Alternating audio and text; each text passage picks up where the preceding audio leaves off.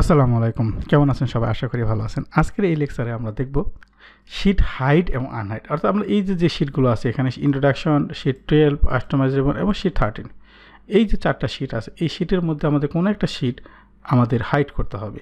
কারণ হয়তো আমরা ব্যাকআপ হিসেবে কোনো একটা শিটের মধ্যে কিছু কাজ করেছি বা একটা একটা ডাটা আমরা কোনো একটা শিটে রাখছি, সেই শিটটাকে আমরা ভিজিবল রাখতে চাচ্ছি না।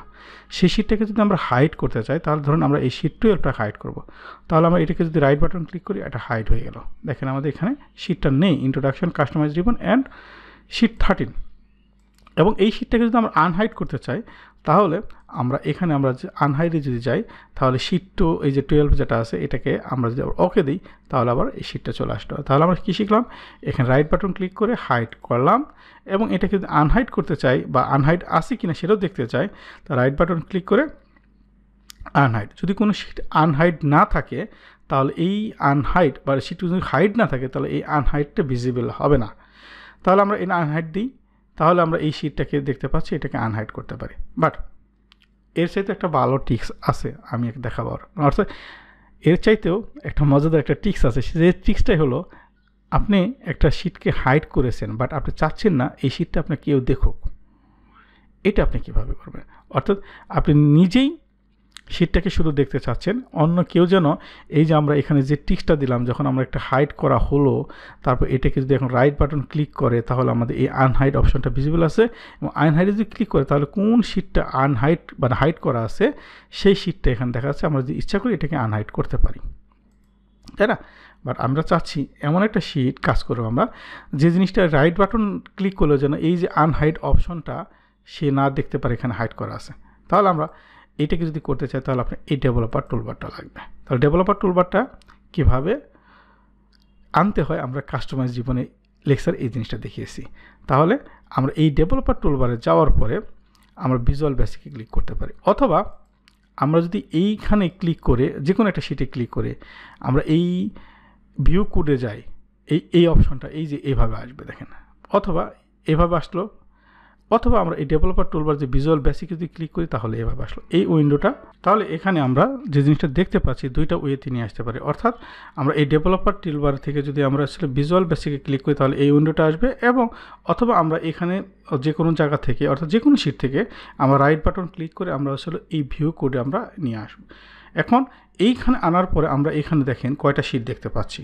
যদি আপনার এই জিনিসগুলো না, অবশ্যই থাকবে।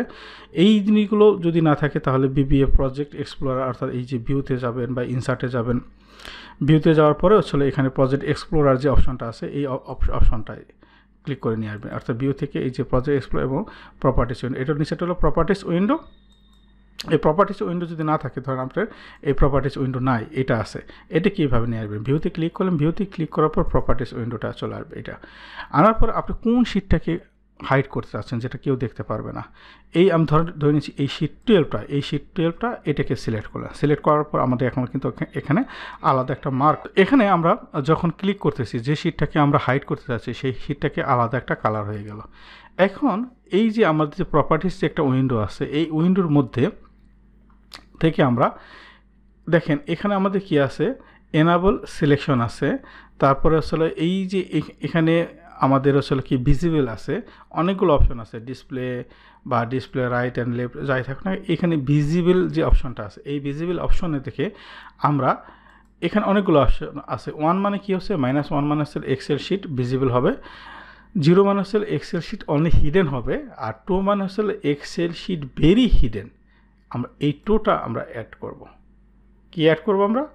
এই দেখেন অটোমেটিক এখান থেকে কিন্তু আমরা এক্সেল 12, অর্থাৎ এই যে এই শিটটাকে যদি দেখি এক্সেলে, পরে যদি আরও কোনো শিট আমরা হাইড করতে চাই, তাহলে আমরা এটা হাইড, অর্থাৎ এক্সেল এই যে 12, অর্থাৎ শিটটা যে 12 শিটটা, এই শিটটা আমরা যদি এখন আসি, এখানে দেখব নাই, অটোমেটিক আমরা এক্সেল ফাইলে যখন এসেছি তখন নাই। এবং এটা রাইট বাটন যদি ক্লিক করি, এই আনহাইডের এই যে অপশনটা, এটা কিন্তু অটোমেটিক এটা ভিজিবল না। তার মানে কিন্তু আমাদের কিন্তু অলরেডি শিট কিন্তু একটা হাইড করে ফেলছি। আবার সেম যদি আমরা এই 13 শিটটাকে যদি আমরা হাইড করতে চাই, তাহলে আমরা এই ভিজুয়াল বেসিকে যাই, এই 13 শিটটাকে ক্লিক রেখে আমরা যদি এইটাকে, এই যে ভিজিবল অপশনটাকে আমরা যদি এখানে টুটটা দিয়ে দিই, তাহলে আমরা দেখতে পাবো এখন এক্সেলে যদি যাই আমরা, এই দুইটার একটা শিটও নাই। এবং রাইট বাটন ক্লিক করলেও আমাদের নাই।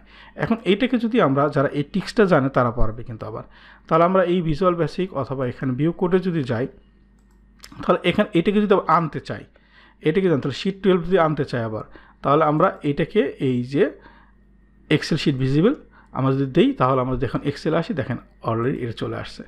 আবার যদি আমরা এই 13টাকেও নিয়ে আসতে চাই, তাহলে আমরা এখানে আবার এটাকে 1 করে দেব, তাহলে আমরা এখানে দেখতে পাবো আমাদের চলে আসছে। বাট অটোমেটিক এখানে হাইড আনহাইড করার পর এই অবস্থায় কিন্তু আমাদের আর আনহাইড করা যাবে না। আশা করি বুঝতে পেরেছেন। Happy learning.